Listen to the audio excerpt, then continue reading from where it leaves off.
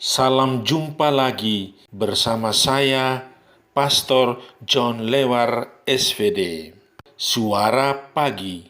Hari Minggu 7 November 2021, Pekan Biasa ke-32. Bacaan Injil pada hari ini diambil dari Markus bab 12 ayat 38 sampai dengan 44. Mari kita membaca sabda Tuhan, merenungkannya, masuk dalam keheningan dan doa. Dalam nama Bapa dan Putera dan Roh Kudus. Amin. Tuhan bersamamu dan bersama rohmu. Inilah Injil Yesus Kristus menurut Markus. Dimuliakanlah Tuhan. Dalam pengajarannya Yesus berkata, "Hati-hatilah terhadap ahli-ahli Taurat yang suka berjalan-jalan memakai jubah panjang dan suka menerima penghormatan di pasar, yang suka duduk di tempat terdepan di rumah ibadat dan di tempat terhormat dalam perjamuan, yang menelan rumah janda-janda, sedang mereka mengelabui mata orang dengan doa yang panjang-panjang. Mereka ini pasti akan menerima hukuman yang lebih berat."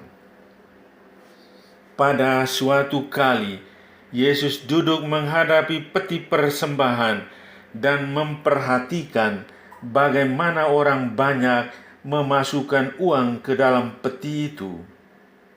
Banyak orang kaya memberi jumlah yang besar. Lalu datanglah seorang janda yang miskin, dan ia memasukkan 2 peser, yaitu 1 duit. Maka dipanggilnya murid-muridnya dan berkata kepada mereka, "Aku berkata kepadamu, sesungguhnya janda miskin ini memberi lebih banyak daripada semua orang yang memasukkan uang ke dalam peti persembahan. Sebab mereka semua memberi dari kelimpahannya, tetapi janda ini memberi dari kekurangannya, semua yang ada padanya, yaitu seluruh nafkahnya." Demikianlah sabda Tuhan. Terpujilah Kristus. Memberi derma. Saudari-saudaraku yang terkasih dalam Kristus, Ibu Maria gelisah setengah mati selama mendengar khotbah pastornya. Badannya digerakkan sana-sini. Sinta putrinya yang masih SD memperhatikan gerak-gerik mamanya. Seusai misa dan dalam perjalanan pulang, Ibu Maria mengatakan kepada banyak orang perasaan tidak puas, kecewa berat karena khotbah terlalu lama, terlalu pelan, isinya kurang menggigit. Sungguh membosankan. Sepanjang jalan dia mengomel. Akhirnya Sinta anaknya menegur mamanya. "Mama ini keterlaluan. Tadi mama hanya memberi derma 2.000 rupiah, tetapi mama menuntut dari pastor terlalu banyak. Apalagi kalau mama memberi derma 10.000 rupiah, pasti mama sudah berteriak di dalam gereja waktu pastor berkhotbah." Ibu Maria terkejut. Dia tidak menyangka anaknya marah. Ibu Maria malu terhadap dirinya sendiri. Bacaan-bacaan suci hari ini berbicara tentang derma. Seorang janda dari Safrat memberikan derma berupa tepung dan minyak. Seorang janda lain di Yerusalem, hidupnya paling miskin, tidak punya harta kekayaan, dan tidak terhormat. Tetapi dia juga mau memberi derma kepada gereja dari kekurangannya. Yesus memberikan pujian kepadanya dan menjadikan dia suri teladan dalam memberi sedekah dan modal seorang pendoa. Saudara, kita sering memberi derma untuk gereja. Biasanya kalau kita menghadiri misa pada hari Minggu, pada hari raya Natal dan Paskah, pada misa syukur atau misa di lingkungan, dan masih banyak lain lagi. Derma itu berguna untuk semua kegiatan paroki, termasuk biaya hidup pastor. Pastor bukan seorang pegawai yang mendapat gaji. Menurut Yesus, nilai suatu derma bukan terletak pada jumlahnya, tetapi hati orang yang memberi, yang menyerahkannya. Bagaimana hati kita sebelum memberi derma, saat memberi derma, dan sesudahnya? Sebelumnya, jangan sampai kita memberi derma karena terpaksa.